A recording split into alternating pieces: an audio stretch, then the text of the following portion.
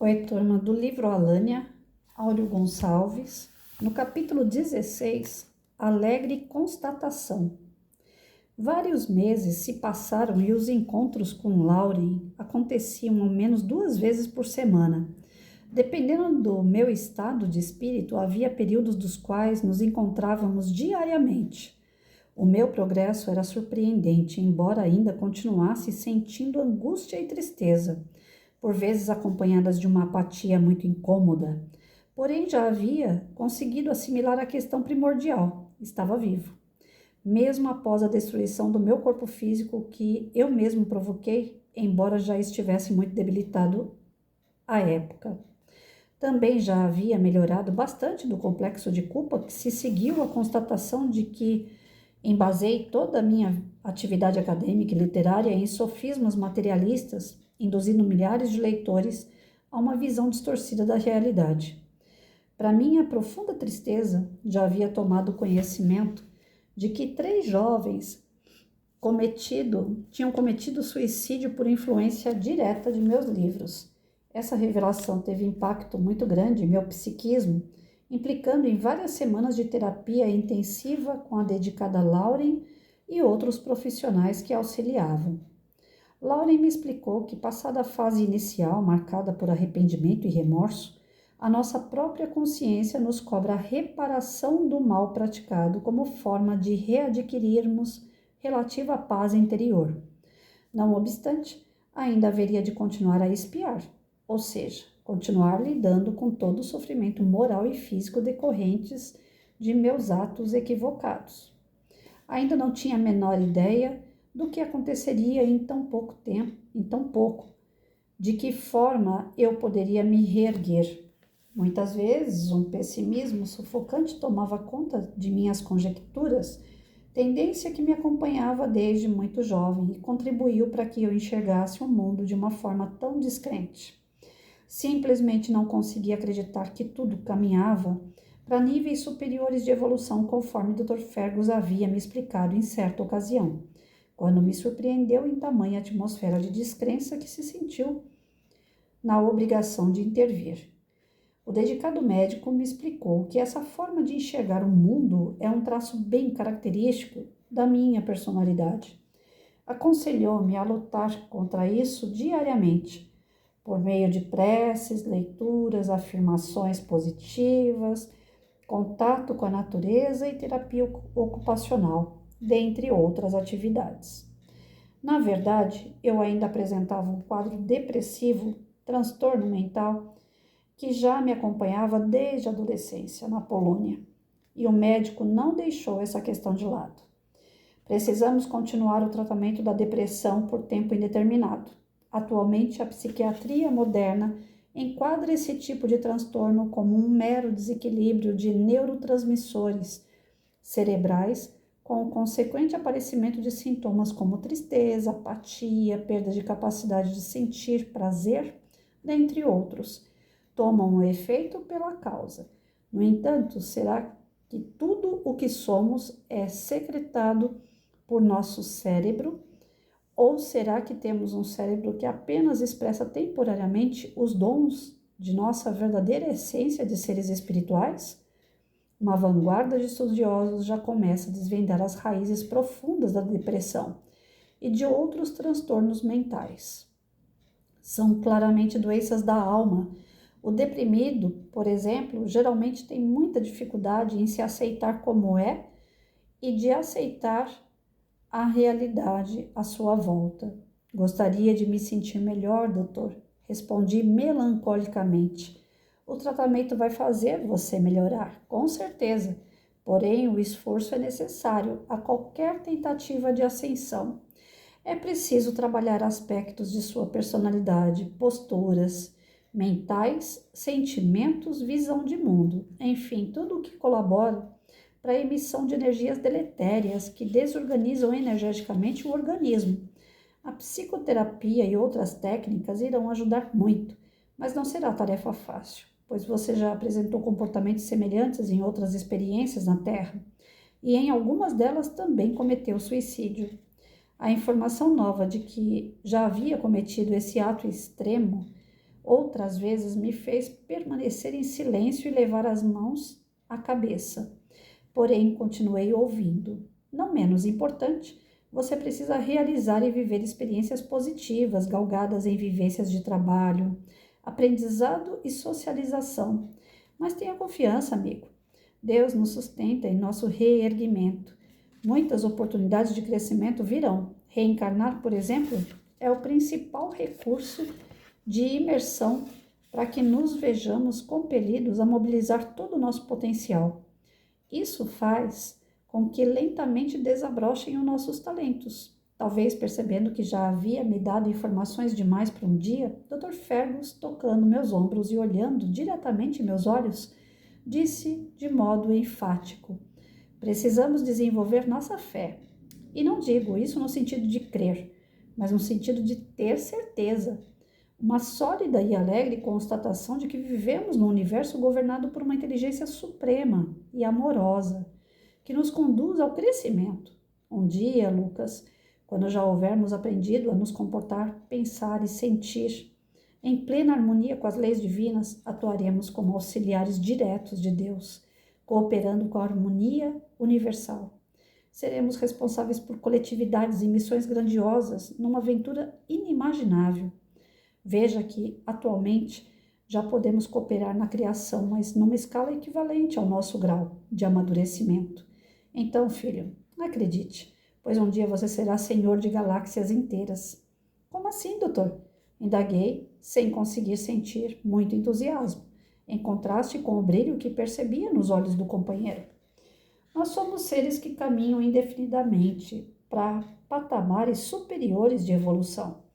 Iremos nos desenvolver na área do sentimento, conseguindo atingir... Ai, meu Deus.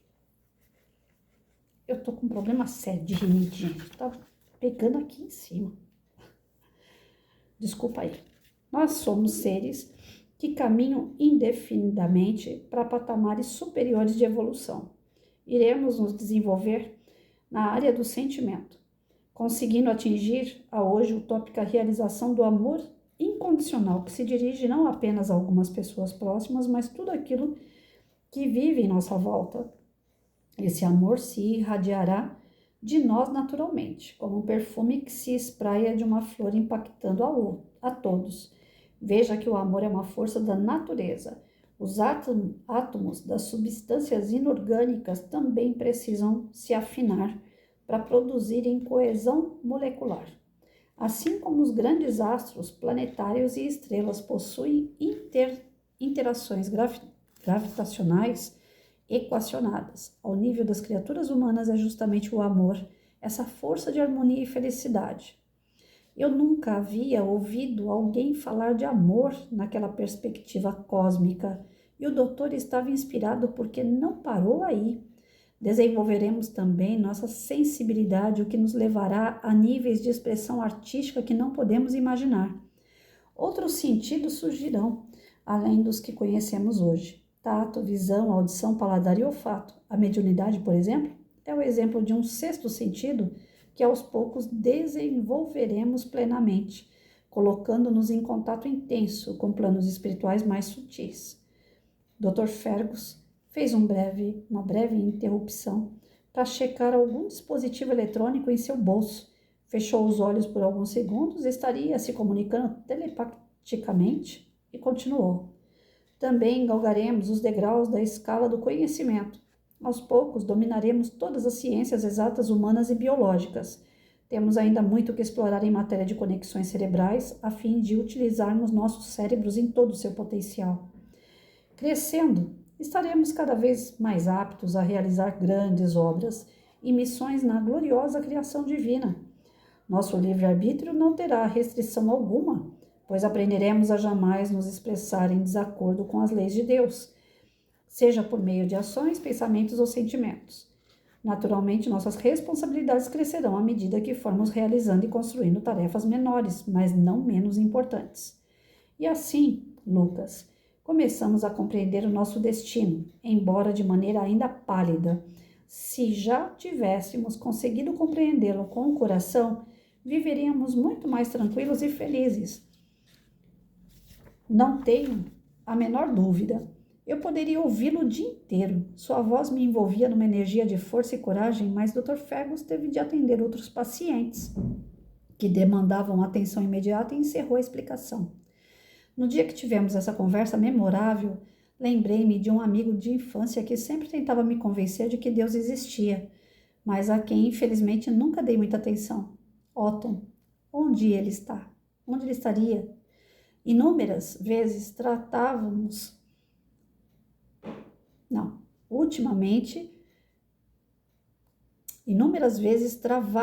acirrados debates filosóficos, mas em nenhum momento eu tive a lucidez de escutá-lo.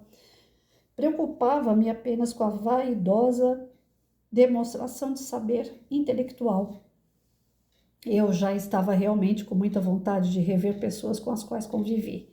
Diziam-me para ter paciência que tudo aconteceria no tempo certo, mas algo me dizia que logo essa hora chegaria. Então, assim, nesse capítulo 16, é o óculos que tá aqui me incomodando. Quando ataca a rinite, gente, só Deus. Essa parte fica pesada. Não sei se vocês têm isso, mas é horrível. E sem óculos eu não enxergo. Ai, que legal.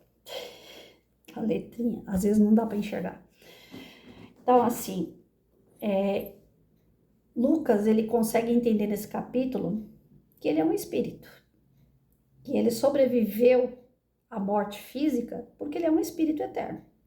Então, ele constatou, através da conversa com o Dr. Fergus, que existem várias oportunidades de reencarnar, cada qual para a gente poder ressarcir nossas dívidas, aprender coisas novas, nos transformar. E quando o espírito ele consegue ter uma pequena ideia que isso é real, ele de fato se transforma. A partir do momento que ele tem essa fé de que a vida continua pós-morte física, isso dá para ele uma alegria, dá para ele uma chance daquilo que não deu certo, ele poder refazer, retomar caminhos, acertar o passo. Então, dá uma esperança para o espírito. É onde a gente não consegue querer atacar a nossa vida, desistir da nossa vida, porque a gente sabe que vai acontecer alguma coisa depois. Quando você acredita que a morte física é o seu fim, quem está endividado, quem tem problemas de relacionamento, quem tem problemas com a família, quer acabar com o problema, está no desespero, então não acredita na outra vida, não acredita que você vai sobreviver, vou acabar logo com tudo isso. É a descrença, é a falta de esperança, é a falta de fé que faz isso. Então não é errado você falar, a pessoa depressiva é uma pessoa que não tem Deus no coração. Não está totalmente errado a gente falar isso. A pessoa às vezes tem Deus, mas não acredita nele, não acredita no que ele é capaz de fazer na vida dela. Então é falta de fé que leva a pessoa no extremo de desacreditar na própria vida. Então, é o materialismo, é a falta de acreditar naquilo que você não vê. Eu não vejo Deus, mas eu sinto Deus nas montanhas, nos rios, nos mares, na constelação. Tudo aquilo que é gigantesco, natural, tem que ter um porquê, tem que ter uma força inteligente por trás. Eu não vejo o relojoeiro, mas eu vejo as horas tocando aqui no meu relógio. Alguém fez esse relógio. E eu vejo as horas através desse relógio que foi criado por alguém que eu não conheço. Quem? O relojoeiro. Então, na natureza, eu não preciso saber quem foi que fez as montanhas, eu não preciso ver o Criador, mas eu sei que ele fez. Ninguém fez aquela montanha que não seja ele. Então, essa fé em movimento, essa constatação de que Deus existe e que nós temos várias oportunidades para ressarcir as nossas dívidas, que nós somos falhos, que nós estamos em evolução, mas não entramos totalmente na evolução que se esperava, né, de um espírito mais puro, mais inteligente, mais bom de coração, né? Nós não somos isso. Ainda não. Deus espera isso de nós, mas nós não somos isso ainda, nós não somos perfeitos. Mas o fato de saber que não somos perfeitos, mas que podemos ser perdoados e que podemos ter novas chances, porque Deus existe, porque Ele é o nosso Pai, Ele sabe de tudo que se passa conosco e Ele sempre dá, né, o cobertorzinho de acordo com o nosso frio, Ele sempre dá condições para que a gente passe pelas situações, mesmo que sejam desesperadoras, mas Ele ensina com amor, Ele dá emprestações às nossas dívidas para serem pagas, Ele não dá tudo de uma vez. Porque besteira a gente faz tudo de uma vez. Mas na hora de pagar, não, ele dá prestações pra gente, de tão benevolente que ele é.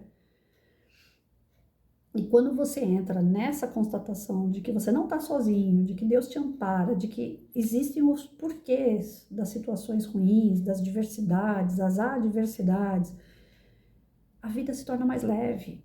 Você vai passar por alguns turbilhões, alguns nervosos, você vai passar por alguns desequilíbrios, você é imperfeito, mas você depois retoma o caminho, depois você volta para aquele equilíbrio, na busca daquela paz interior, na busca de fazer algo de bom.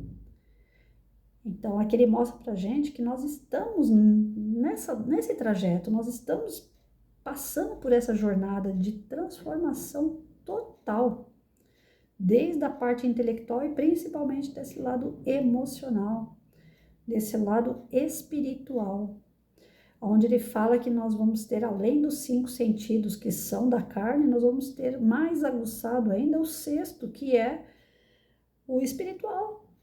Você não vai estranhar quando você vê um amigo do plano espiritual, porque hoje se alguém vê, fala, nossa, tô vendo uma assombração, Deus me livre, eu não quero ver essas coisas, existe muito preconceito em volta disso. E a partir do momento que você entender que aquele ser que está do lado espiritual, ele é você também, que você também é espiritual, só que você está nessa carne, nessa carcaça, as coisas deixam de ser, como que eu posso dizer? As pessoas fazem um estrelismo, né? Fazem um circo, paranormalidade, é extraordinário, é algo fora do comum. Não é nada fora do comum. Você ver, você ouvir, você sentir a presença de um amigo espiritual perto de você. Já pensou? Você está com saudade da sua mãe, do seu pai, do seu companheiro de jornada. Você fala, puxa, eu queria tanto saber como é que ele tá. Aí quando vê, ele tá aqui, ó, na tua frente, eu tô bem. Tô do outro lado, mas tô bem. E você tá bem? Olha, eu fico feliz de te ver, viu? Não consigo te abraçar fisicamente, mas você consegue sentir minha energia aí? Tô tentando te dar um carinho. Aí você sente uma brisa no seu rosto, você sente alguma coisa leve.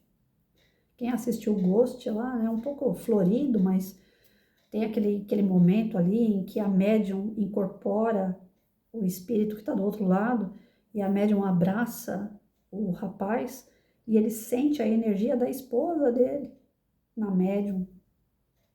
Já pensou? Você está sentadinho ali e sente aquela energia gostosa? Outro dia eu estava... Onde foi? Deixa eu ver se eu consigo lembrar. Acho que eu estava lavando louça, se eu não me engano. Acho que foi isso. A memória não ajuda muito não, mas eu acho que foi isso. Eu estava lavando louça ou estava tirando alguma coisa da mesa. Foi na cozinha que aconteceu. E eu senti, o meu marido tinha mania de me abraçar e colocar o queixo dele colado aqui no meu queixo, né? Aí eu fazia assim para acariciar ele com a cabeça. Às vezes eu estava ocupada com a mão, então ele vinha por trás, colocava o queixo aqui assim, eu fazia assim. Eu senti totalmente o meu marido ali. Ele encostando e eu fazendo assim. Eu cheguei a movimentar minha cabeça como se eu estivesse sentindo fisicamente a cabeça dele encostada aqui, ó, encaixada no meu pescoço. E não tem como você sentir isso e não se sentir bem, feliz, porque você sabe que é aquela pessoa, você sente. Pela energia que o espírito traz, você sabe distinguir quem é quem. Você sabe quem é e quem não é, quando é bom e quando não. Tanto é que isso a gente só consegue também desenvolver porque a gente faz o curso mediúnico. Mas vai chegar o dia que as pessoas não vão precisar fazer curso mediúnico, porque médium somos todos nós. Todos nós temos essa capacidade de ver, ouvir, sentir, só que a gente não aflora. E quando essa capacidade de ver, sentir, ouvir, ela aparece, você tem que estudar. Porque senão você já viu aquelas pessoas que ficam no meio da rua, gritando, falando sozinho, você fala, nossa, lá, o cara louco fica falando sozinho no meio da rua. São pessoas que têm mediunidade aflorada. Eles estão vendo, ouvindo, normal. Eles conversam com os espíritos até não querer mais, só que eles vão conversar com que tipo de espírito? Eles estão tão desequilibrados, eles estão jogados ali, a Deus dará. A Deus dará modo de falar, né? Que Deus não deixa ninguém abandonado, mas eles estão ali à mercê de espíritos o quê? Obsessores, vingativos, de baixo padrão vibratório, porque eles estão desequilibrados. Mas que eles estão vendo, ouvindo e sentindo é fato. Não tem nenhum doido no meio da rua gritando, não. Eu tinha um mendigo que eu vi uma vez na Penha, onde eu estudava. Toda vez que eu ia para a escola, eu via aquele mendigo na praça. Em volta dele, ele tinha um monte de cacareco, desde um monte de pano, roupa, sacola. E ele tinha arrumado um telefone daqueles que era fixo, antigo, quadrado. Ele tinha um telefone daquele lá. Toda vez que eu passava, ou grande parte das vezes que eu passava, ele estava lá discando naquele telefone. E aí na rua, eu passava na calçada, né? E ele na praça. Tinha que atravessar a rua. Mas lá da praça para a calçada que eu tava, eu escutava ele gritar no telefone. Ele discando, fazia aquele barulho de discar. Ele, oi, tudo bem? Como é que você tá? Nossa, conta como é que foi o seu dia, não sei o que. O dia estava começando, porque eu estudava de manhã. Como é que foi sua noite? Como é que é isso? Como é que vai fulano? Como é que vai ciclano? Então ele ficava fazendo um monte de perguntas, um interrogatório para a pessoa que estava com ele no telefone. E de fato ele estava com alguém no telefone, porque ele escutava as respostas. Ah, legal, e o Zezinho, e não sei quem e tal. Ele estava dialogando ali. Tinha alguém conversando com ele. Só que eu tinha 17, 18 anos na época. Conforme eu passava, ainda estava bem no início, né, de eu entrar na doutrina espírita, eu falava, meu Deus, eu tenho que passar rápido, porque vai que esse doido atravessa a rua e vem correr atrás de mim. Tamanho preconceito. Mas depois de um bom tempo na doutrina, eu fui entender. Ali, ele estava conversando de fato com algum espírito. Porque era diálogo, ele perguntava e a pessoa respondia, ele entendia a resposta e ele perguntava de novo outra coisa. Quando vocês verem pessoas desse jeito, não dê risada. Faça uma oração para essa pessoa, porque de fato ela está vendo, ouvindo, sentindo, ela tem a mediunidade aflorada. O problema é que ela não tem estudo, então ela não tem equilíbrio. Pessoas que gostam de atender dentro de casa, né? A tal das bezendeiras, ou pessoas que se dizem, né? Médiums, que vê, que ouve e tal. Eu falo que se dizem porque são pessoas, às vezes, que não têm o conhecimento, não têm o equilíbrio e fazem uso dessa mediunidade de uma forma errada, achando que isso é para se vangloriar, para se sentir o máximo. Gente, é uma responsabilidade tão grande. Cada vez que você desenvolve um pouquinho mais essa questão da mediunidade, a responsabilidade aumenta.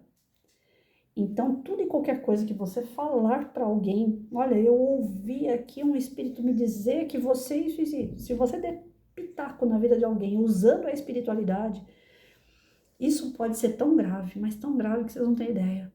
Porque geralmente quem vai ficar dando pitaco dentro da casa da gente não é espírito bom para fazer receita na vida dos outros, sabe? Os bons não perdem tempo para isso. Os bons, eles vão estar fazendo um trabalho sério dentro das igrejas, do centro espírita, porque eles já são determinados para isso.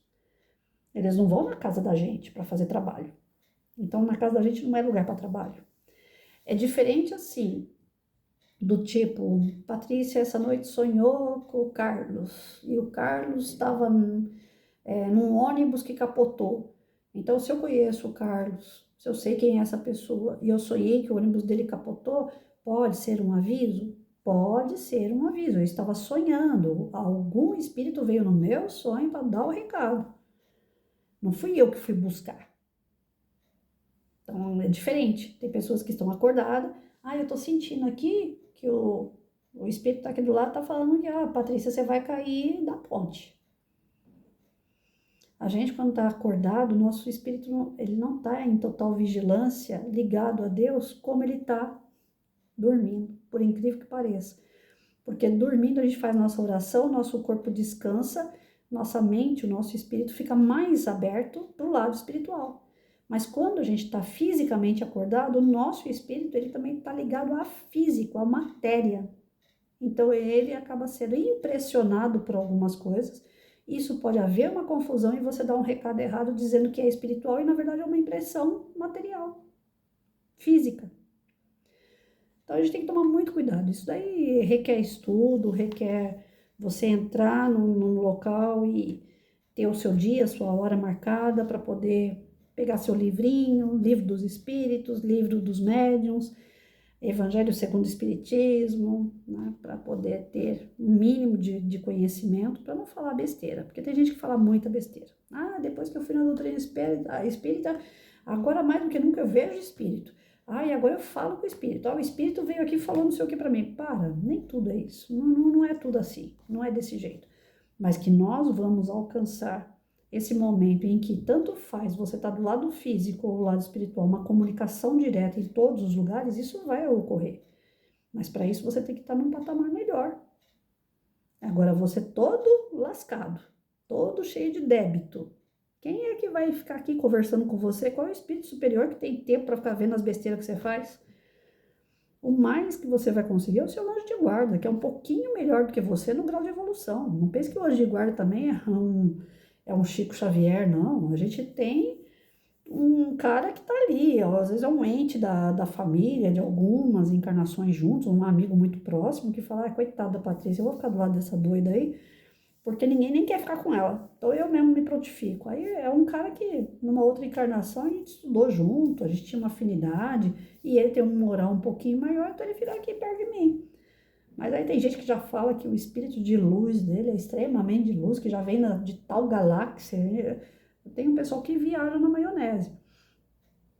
Constatar é acreditar. Então a gente precisa acreditar como o Lucas está se redescobrindo aqui. Acreditar que existem espíritos, porque nós somos um.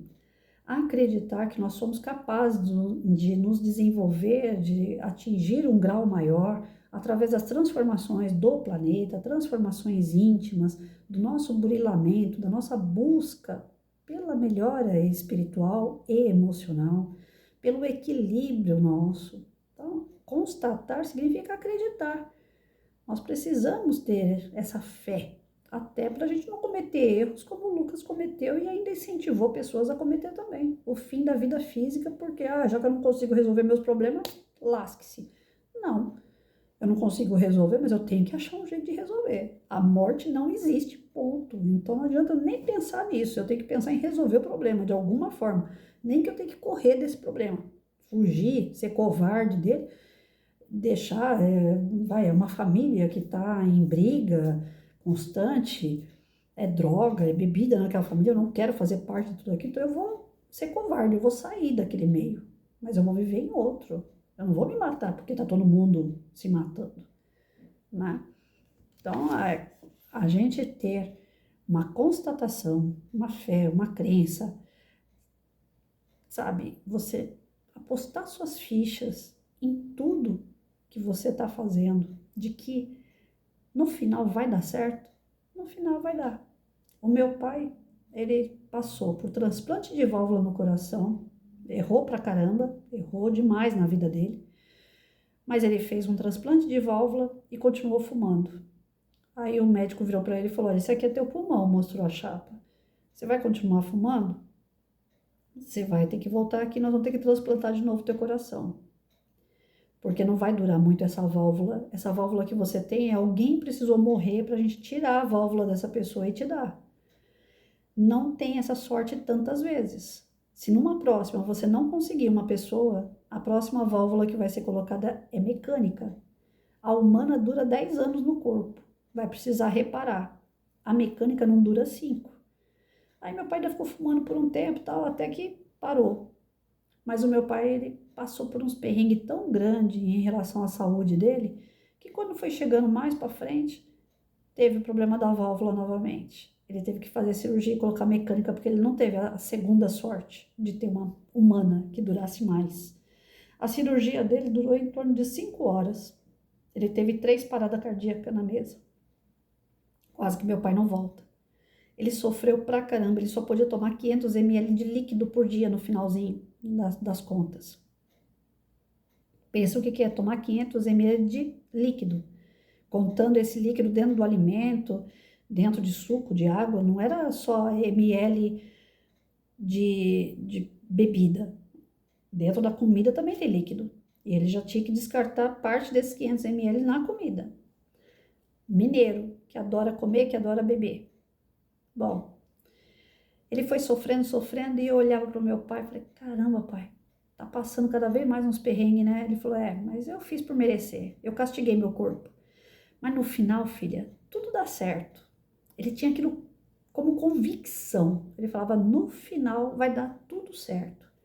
Não deu certo ainda, é porque não chegou no final. E eu decorei aquela frase do meu pai. E aquilo eu trago como lema de vida. Eu falo, é verdade. Todo dia, às vezes, eu percebo que minha saúde está definhando, que eu estou tendo um problema maior com ela.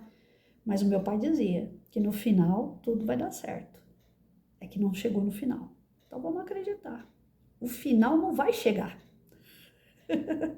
Problema nós vamos ter sempre. Mesmo o espírito superior tem problema, porque quando ele não tem, alguém arruma o problema para ele resolver. Pensa. É eterno. Então lá no final vai dar tudo certo. Que final? Final de uma existência, final de uns tempos, mas não final de vida. Não tem. Então tem que dar certo no dia a dia. Tem que dar certo, ou meio certo, ou parte certa no dia a dia. A gente tem que ter essa convicção, tem que ter essa fé, tem que ter essa esperança, né? E aí, no finalzinho aqui, o nosso Lucas lembra do Otton. Até que enfim, né? Era uma amizade bonita que eles tinham. Otton sempre tentava puxar a orelha do Lucas, né? Durante a história. E aí ele lembrou com carinho do Otton. Ele quer rever o Otton. E eu acho que vai chegar esse momento do reencontro. O Otton também gosta muito dele. Através do Otton é que houve todo essa mobilização, através do Otton e da Janel, a mãe do Lucas. Essa mobilização para resgatar o Lucas, para trazer ele para a clínica, para ele se restaurar. Então, eu acredito que está próximo esse reencontro aí. Eu quero ver. Fiquem com Deus, gente. Ótima semana.